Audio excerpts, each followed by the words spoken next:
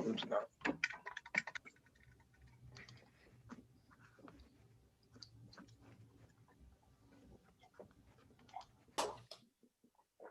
Okay.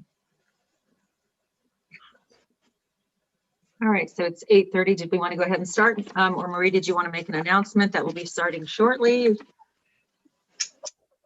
Yes, it's 8:30, so we can go ahead and begin. Great. Well, good morning, everybody. I'd like to take a moment to call this meeting to order and welcome all of you to the Danville Town Council study session for this beautiful Tuesday, March 9th, 2021. Will the city clerk please take the roll call? Yes, Councilmember Fong, Aye. Councilmember Stepper, I believe she is en route. Councilmember Storr, Here. Vice Mayor Arnerich, Here. and Mayor Morgan. I am here. Are there We any? have a quorum. We do have a quorum. Are there any announcements, Marie? Would you like to do the announcement or would you like me to do that? Whatever you would like to do is fine with me. Why don't you do it? You do Okay. a great job. This meeting is being held by, teleconference only on Zoom, and a recording of this meeting will be made available on the town website following the meeting. The town encourages your public comments, and if you wish to speak on one of the two agenda items, you can click the raise your hand option in Zoom when we reach that item. Any public comment will be taken after completion of the staff presentation on that item. And if you wish to address the town council on a subject other than those two items, you may do so when we reach for the good of the town. The process is the same. Click raise your hand, and in either event, you will be limited to 3 minutes. Your name will be announced and your audio enabled, and you're asked to state your name for the record, and the online timer will sound when the 3-minute time limit has been reached. Thank you.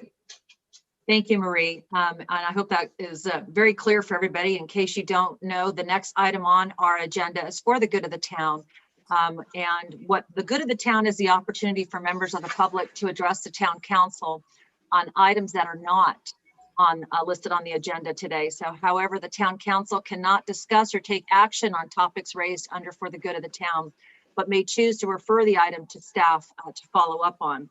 I will now open the public comment if there's anybody here that would like to address the council for the good of the town. Is there anybody here, Marie, that would like to address for the good of the town?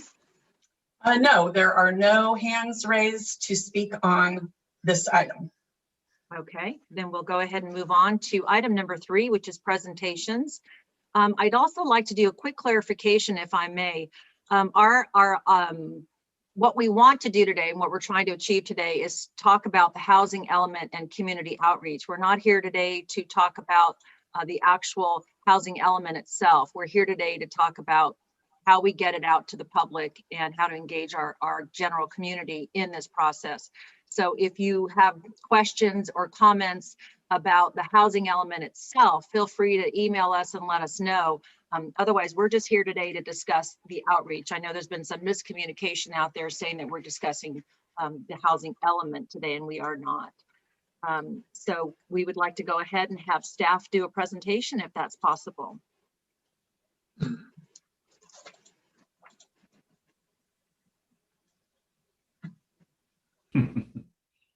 We will have our staff on here in a moment to do a presentation. So, and once staff does do their presentation, after they have completed, we'll go back to the council for discussion, and then I will open it up for public comment or questions. And we've got Ty Williams here. Hello, Ty.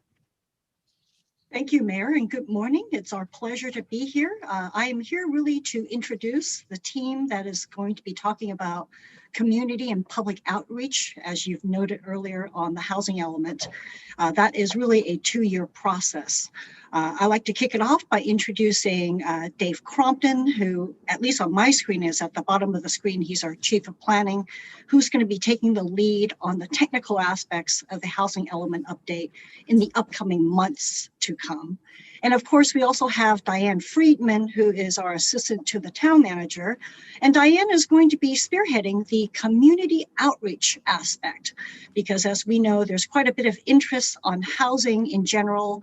And Diane is going to be spearheading and championing this effort to make sure that there are as many members of our community involved in this process as possible. So with that, let me kick it over to Diane. Good morning, Town Council, and thank you, Ty, for the introduction. I am very pleased to present this Town Council, the staff report to you on the Community Outreach Program for the 2023-2030 Housing Element Update. As Mayor Morgan stated earlier as clarification, that the staff report is a presentation about the community outreach strategy and plan to inform and engage our community throughout the housing element update process. In other words, the outreach plan that will inform and engage our community to provide feedback, input, collaboration, and help make the best decisions about the housing element update process. Before presenting the overview of each phase, I would like to note that each phase will build on each other to deliver a continuous, deliberative message that conveys information, collects feedback, encourages collaboration and engagement, and updates to the housing element update process. The objective of the outreach plan is to engage all members of our community to participate and provide input to the housing element update. The plan is broken into 3 phases. Phase 1, which is kicking off in the next week or two, is the upfront community education and engagement, which includes our website, an initial survey to our community, the kickoff April 2nd Mayoral Town Talks program, utilizing public information platforms such as our social media, and informational updates to town commissioners and other identified community stakeholders. This phase will lay the groundwork for future discussions on housing. The website is the hub that contains the information. The website will relay the history of housing, the role of HCD, which is the State Housing and Community Development Department, the RENA process, and state law that is governing how cities make decisions related to the housing plans and housing developments. In response to the recent interest in housing and any kind of feedback that may be out there that Mayor Morgan mentioned earlier this morning, the website content related to factual information about the housing element was launched late yesterday. We encourage people to check out the information. It is, again, going to be the hub of all the factual information and where our community can go to research the history of housing and everything that is going on related to legislation and the housing element update. The second phase of this process is going to be the community engagement on housing opportunities site. This phase will build upon the foundation of phase 1, and it invites the public to review and comment and provide input on all potential housing opportunity sites based on the state established parameters. The first component of this phase is to offer an interactive-based web tool, similar to the tool used for the townwide master bicycle plan. This interactive tool would allow the public to provide feedback on plans and recommendations that surface and that are published during each phase of the process. The second component of this phase is the community outreach events. Due to COVID-19 restrictions, this is projected to be virtual events. The community outreach sessions are designed to build off phase 1 and the launch of the interactive web-based tool to provide the public with the most information possible to participate in the outreach event.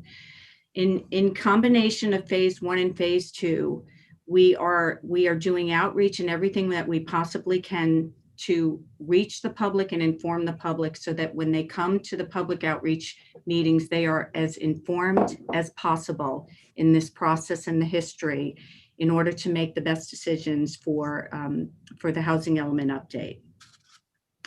We recommend that these events be organized in a way that it allows as many community members to participate as possible.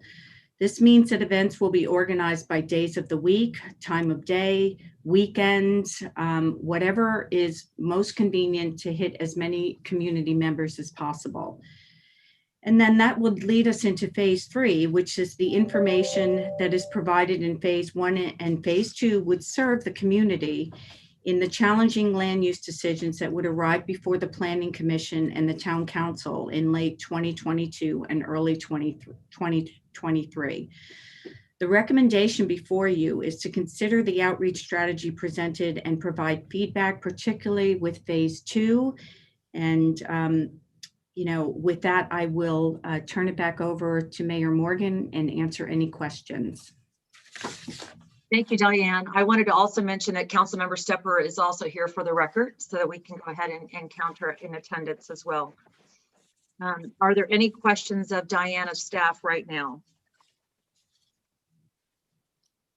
No questions? None whatsoever. Okay, well, let's go ahead then and see if there's any questions of public. Are there any public questions at this point in time? And once again, I'd like to remind you that if you'd like to speak and address the council on this, you have a 3-minute timer that will be available. You'll have 3 minutes to address the council. And also it will be on the topic that we're discussing as well. Marie, are there anybody that would like to address the council right now? Well, the town did receive one email yesterday that was forwarded to the town council and posted on the website. I do see one person with their hand raised, so I'm going to go ahead and share my screen and start the timer. Okay, and the person's name is? Oops, let me let this individual speak. The person's name is John Minot, M-I-N-O-T. Okay, welcome, John. And I'm going to just give me a moment here. Hi, can you hear me? Yes, John, we can. Welcome. Hi, thanks very much. Good morning. I'm, as you've heard from me before, I'm a member of East Bay for Everyone, a volunteer organization advocating for more housing for all income levels across the Bay. I will fess up, we indeed did not quite see that this meeting was this limited to outreach, hence the letter which was mentioned just now.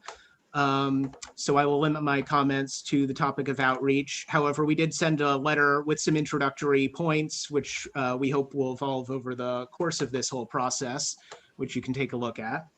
I wanted to thank you very much for making this meeting remote accessible. I think, as you say, as was just suggested, remote access is a great tool for outreach for people who do not necessarily have the ability to come regularly to public meetings, however many there are, people with kids, people in all sorts of situations.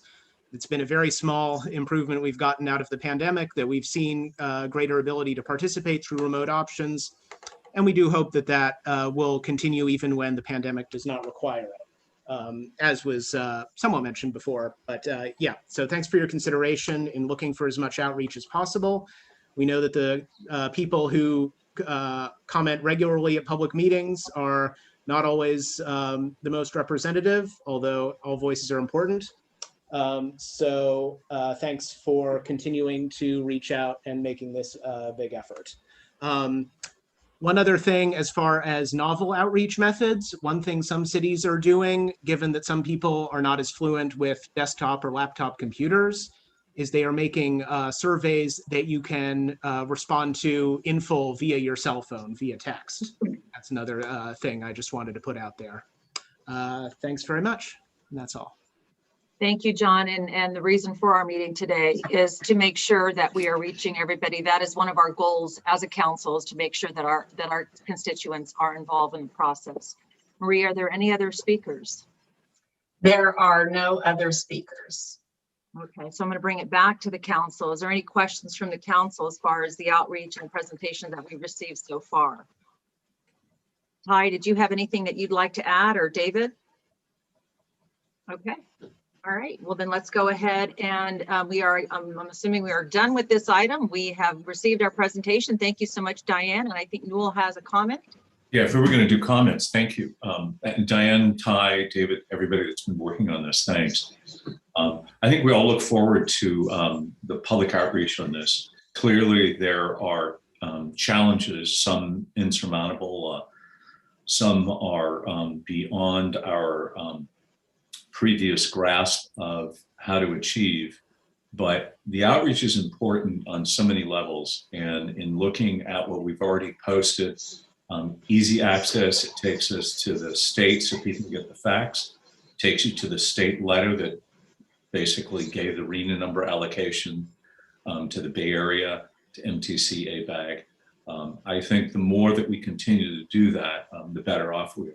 But I also think we have to be factually upfront and showing the inventories of our properties.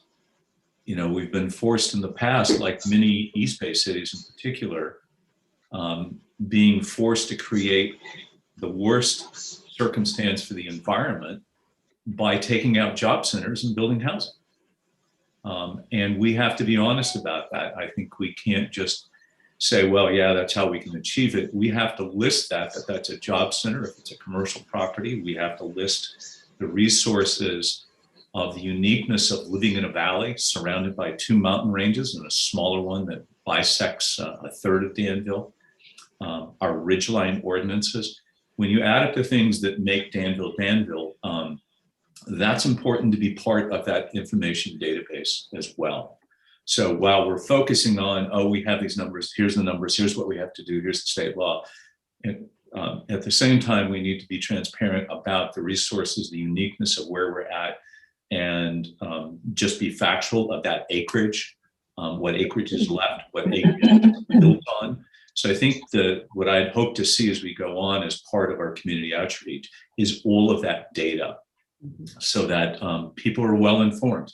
And particularly as we, if we're continue with meetings that are virtual, we're going to get a lot of people who don't live here, who want to basically comment and, make their case, but we also need to give them the facts and everybody those facts. So anyway, that's my comments, but thank you for getting this started. And I think this is going to be a fascinating process.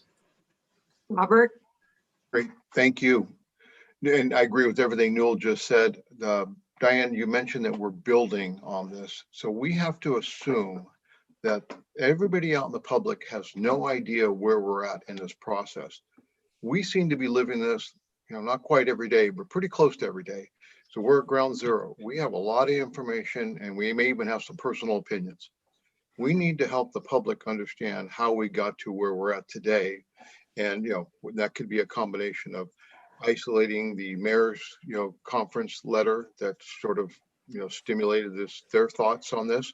There's a lot of things that I'd like to have the public understand, sort of the same things we understand. And we got to bring them up to speed, gently over the course of, the next few months. So I want to be really aware that, let's just assume they don't know anything and we need to educate.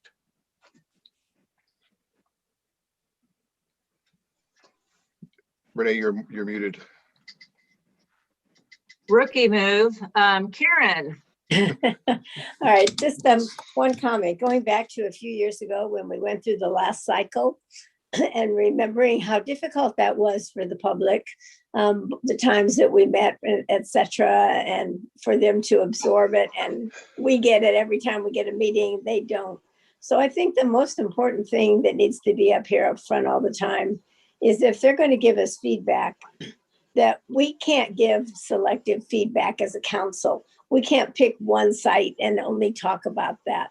And that's what happened before. People would come to give us input and they'd only give it about a site they happen to be familiar with in their neighborhood or something downtown.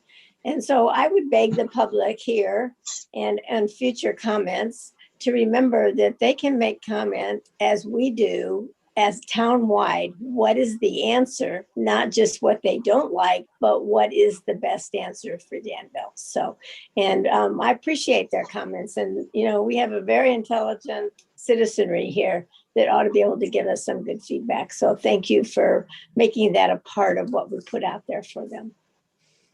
Great, thank you. Any other comments? Dave? Morning. Ty and Diane, thank you. Great framework on a communication strategy because it is so important. And as everyone has already stated, there is so much information out there that we've got to have a way to be able to distill what's fact versus what's opinion. Because at the end of the day, if we're asking for opinions or asking for feedback, it should be based on the facts of what people know. And I think, Robert, you said it well, which is, you know, we have to assume our public knows very little, or the information has gotten so complex over the last several years that we've got to find ways to really simplify our communication so that it's clear and easy for our public to be able to offer good, constructive input. The other comment I'll make is that whether it's our community, and our definition of community is not just the residents of the community, it's all stakeholders, whether it's our businesses, whether it's our restaurants, whether it's our shopping centers, whether it's whomever it may be that has interest in building a stronger Danville going forward. It's so critical that we make sure that we include everyone in our communication plan, and most importantly, include their feedback as we construct our plan going forward as well. But again, great job and a great start to a very, I won't say long journey. It's going to be shorter than we think, but I think what's most important is including our community as part of that journey. So at the end of the day, we do have a partnership and an engaged public that supports the plan and the implementation of what we need to do. Thank you. Thank you. And I agree with my fellow council members. You know, what I envision obviously is people having the opportunity to go to our website and review the information as the process goes on. But unfortunately, a lot of times that's not the only way that people get their information. A lot of people will not click on the website to get the factual information. So as a council and as a staff, we're going to be doing our part to make sure that the community is aware of that. And if you do have questions or concerns, please feel free to look at the website, get factual information. And if you still have questions about something that's on the housing element, feel free to contact us. We are all working very hard to make sure that we maintain our small town atmosphere and making sure that we have local control. There's a reason why we incorporated, and it wasn't to have somebody dictate how and where houses are going to go. It's based on our general plan and our outreach as well. So please feel free to stay in contact with all of us. We look forward to hearing from you. We also did our townwide bicycle master plan. As Diane had mentioned earlier, that we were able to get a lot of community feedback on, which was great. And we're starting this out early. As Newell mentioned, this is something that's going to be starting next year when we start discussing this. But the process leading up to that is definitely something that we all need to be engaged in. So that is the reason why we're here today discussing that as a study session, is to make sure that we're getting that information out to all of you. And we're making sure that it's on a platform that everybody can review. Okay, and with that, are there any more questions or comments on this particular agenda item? Okay, well then, seeing none, we're going to go ahead and close this portion of the study session. I've also closed the public session, so there are no more public comments on this. Let's go ahead and go back to, I am looking now at our annual town conference workshop follow-up, which was item number 3.2. And I believe that Joe has a presentation for us. Thank you, Madam Mayor, members of the council. Good morning. I'm just going to get my oar in the water here very, very quickly and express my appreciation for the work that our staff did on the previous item. I think one of the things that we learned 8 years ago is that it's very, very important for us to reach out and engage with our community on a subject like that, especially before it becomes a site-specific discussion. So good work on the part of all of you. So the second item on the agenda is just Each year, the town council has its annual planning and goal setting workshop, typically right at the beginning of February. You did that again this year. We sent out to the council, I think it was within a week or so of the workshop, a summary of the outcomes from the workshop. You all have that, and I believe that based upon the feedback that I've received, it's consistent with the takeaways from that day. So, and then also wanted to take a moment and just highlight this year, because of the pandemic, rather than follow up the annual council workshop with the annual town council and commission workshop, which we usually do each year in March. This year, the decision was made that given the number of people and the platform being Zoom, we thought it would be a better idea to schedule a series of joint study sessions that would have the council engage with each of the four commissions, or in the case of two commissions, that commission and the board that works with that commission. So you're going to be having study sessions coming up on March the 10th with the Parks, Recreation and Arts Commission and the Arts Advisory Board. March the 23rd, you'll be having a joint study session with the Planning Commission and the Design Review Board. Then on April the 12th, you'll be having a joint study session with the Heritage Resource Commission. And at that meeting, we will also be including other council appointees to various county advisory bodies. So i.e. Library Commission, Mosquito and Vector Control, Senior Advisory Commission, Poet Laureate, so on.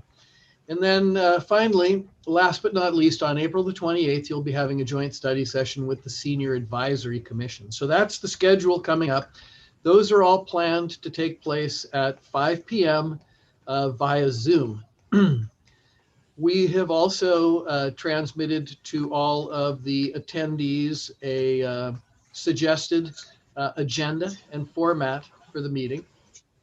Again, it deviates slightly from what we would do in the event of that we would typically do with the larger group. So the idea is that the mayor, in addition to facilitating the meeting, the mayor will open the meeting by making some introductory comments.